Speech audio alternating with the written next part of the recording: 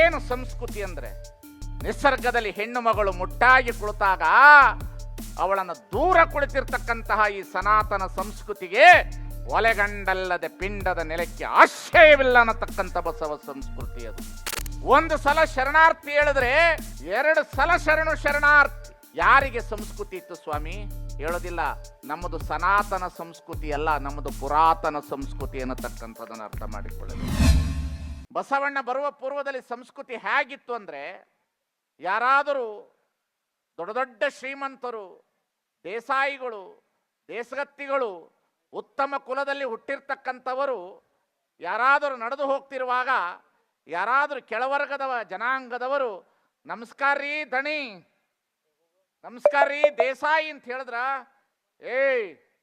ಏನ ಕೆಂಚವ್ವ ಆರಾಮಿದ್ಯೇನ? ಆ ದೌಲತ್ತಿನ ವಾಣಿ ಇತ್ತಲ್ಲಿ, ಆ ದೌಲತ್ತಿನ ಮಾತಿತ್ತು. ಯಾರಾದರೂ ನಮಸ್ಕಾರ ರೀ ಸೌಕಾರ್ಯ ಅಂದ್ರೆ, ಕೆಂಚ ಆರಾಮಿದ್ಯೇನ? ಈ ಸಂಸ್ಕೃತಿ ಇದೆಯಲ್ಲ ಈ ದೇಶದೊಳಗಡೆ, ಲ್ಯಾಡರ್ ಟೈಪ್ ಆಫ್ ಸೊಸೈಟಿಯ ಶ್ರೇಣೀಕೃತವಾದಂಥ ಸಂಸ್ಕೃತಿ ಇತ್ತಲ್ಲ. ಮನುಷ್ಯನನ್ನ ಗೌರವಿಸಬೇಕನ್ನತಕ್ಕಂತಹ ಮನುಷ್ಯತ್ವ ಇಲ್ಲದೆ ಇರತಕ್ಕಂಥ ಸಂಸ್ಕೃತಿ ಇತ್ತಲ್ಲ. ಬಹಳ ಚಂದ ವಿಚಾರ ಮಾಡಬೇಕು ಸಂಸ್ಕೃತಿ. ಇದನ್ನ ಬಸವಣ್ಣನವರು ನೋಡಿದ್ರು, ಬಹಳ ಚೆನ್ನಾಗಿ ನೋಡಿದ್ರು ಬಸವಣ್ಣನವರು. ಅವ್ರು ಎಲ್ಲವನ್ನ ನೋಡಿ ಹೊಸ ಸಂಸ್ಕೃತಿಯನ್ನ ತಂದರು. ಯಾರಾದರೂ ನಮಸ್ಕಾರ ಅಂದ್ರೆ, ಇವತ್ತಿಗೂ ಒಬ್ಬರಿಗೆ ನಮಸ್ಕಾರ ಹೇಳಿದ್ರೆ ಅವರ ಆತ್ಮಕ್ಕೆ ಗೌರವ ಕೊಡುವಂತ ಶಕ್ತಿ ನಮ್ಮ ಹತ್ರ ಇಲ್ಲ.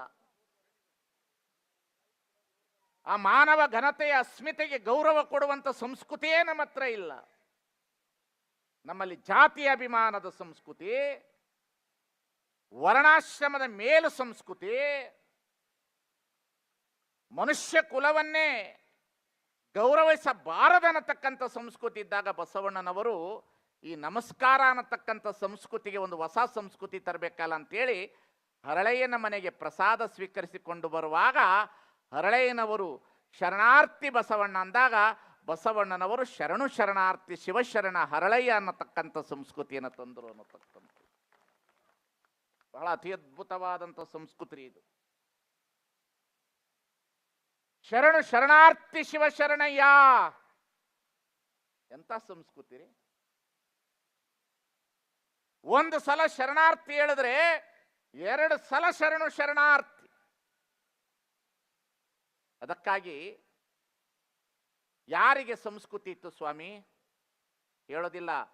ನಮ್ಮದು ಸನಾತನ ಸಂಸ್ಕೃತಿ ಅಲ್ಲ, ನಮ್ಮದು ಪುರಾತನ ಸಂಸ್ಕೃತಿ ಅನ್ನತಕ್ಕಂಥದನ್ನು ಅರ್ಥ ಮಾಡಿಕೊಳ್ಳಬೇಕಾಗಿದೆ. ನಮ್ಮದು ಪುರಾತನ ಸಂಸ್ಕೃತಿ. ನಮ್ಮದು ಎಲ್ಲ ಪುರಾತನರ ಶ್ರೀಚರಣಕ್ಕೆ ಇಲ್ಲಿಂದ ಶರಣೆಂದರೆ ಸಾಲದೆ, ಬಸವಯ್ಯ ಬಸವಪ್ಪ ಶರಣೆಂದರೆ ಸಾಲದೆ.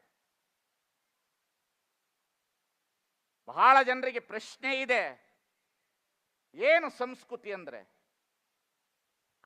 ನಿಸರ್ಗದಲ್ಲಿ ಹೆಣ್ಣು ಮಗಳು ಮುಟ್ಟಾಗಿ ಕುಳಿತಾಗ ಅವಳನ್ನು ದೂರ ಕುಳಿತಿರ್ತಕ್ಕಂತಹ ಈ ಸನಾತನ ಸಂಸ್ಕೃತಿಗೆ ಒಲೆಗಂಡಲ್ಲದೆ ಪಿಂಡದ ನೆಲಕ್ಕೆ ಆಶ್ರಯವಿಲ್ಲ ಅನ್ನತಕ್ಕಂಥ ಬಸವ ಸಂಸ್ಕೃತಿ ಅದು. ಮನುಷ್ಯರನ್ನ ದೇವಸ್ಥಾನದ ಒಳಗಡೆ ಬಿಟ್ಟುಕೊಳ್ಳಲಾರದೆ ಇರುವಂತ ದಿನಮಾನ ಕಾಲದಲ್ಲಿ ದೇಹವೇ ದೇವಾಲಯ ಅನ್ನತಕ್ಕಂಥ ಸಂಸ್ಕೃತಿಯನ್ನು ತಂದಿರತಕ್ಕಂಥ ಸಂಸ್ಕೃತಿ ನಮ್ಮದು. ಜನರು ದಾರಿಯಲ್ಲಿ ಬರಬೇಕಾದರೆ ದೇವರು ನಿರ್ಮಾಣ ಮಾಡಿರ್ತಕ್ಕಂಥ ಈ ಭೂಮಿಯ ಒಳಗಡೆ ಮಠ ಮಧ್ಯಾಹ್ನ 12 ಗಂಟೆಗೆ ಬರುವಂತಹ ಸಂದರ್ಭವನ್ನು ಇಟ್ಟಿರ್ತಕ್ಕಂಥ ಈ ಶ್ರೇಣೀಕೃತವಾದಂತಹ ಈ ಭಾರತೀಯ ಸಂಸ್ಕೃತಿ ಒಳಗಡೆ ನೆಲವೊಂದೇ ಒಲೆಗೇರಿ ಶಿವಾಲಯಕ್ಕೆ ಅಂತ ಹೇಳಿರ್ತಕ್ಕಂಥ ಸಂಸ್ಕೃತಿ ಇದು, ಬಸವ ಸಂಸ್ಕೃತಿ ಇದು. ಇದು ಸಾಮಾನ್ಯ ಸಂಸ್ಕೃತಿ ಅಲ್ಲ. ಇದು ನನ್ನ ಫೇವರೇಟ್ ನಂದಿನಿ ಚೀಸ್. ಈಗ ಎಲ್ಲರ ಫೇವರೇಟ್ ನಂದಿನಿ ಚೀಸ್. ಮತ್ತಷ್ಟು ವಿಶೇಷ ವಿಡಿಯೋಗಳನ್ನು ನೋಡಲು ಮತ್ತು ಹೊಸ ವಿಡಿಯೋಗಳ ಬಗ್ಗೆ ತಿಳಿಯಲು ಈ ದಿನ .com ಯೂಟ್ಯೂಬ್ ಚಾನೆಲ್ ಸಬ್ಸ್ಕ್ರೈಬ್ ಮಾಡಿ ಮತ್ತು ಬೆಲ್ ಐಕಾನ್ ಕ್ಲಿಕ್ ಮಾಡಿ.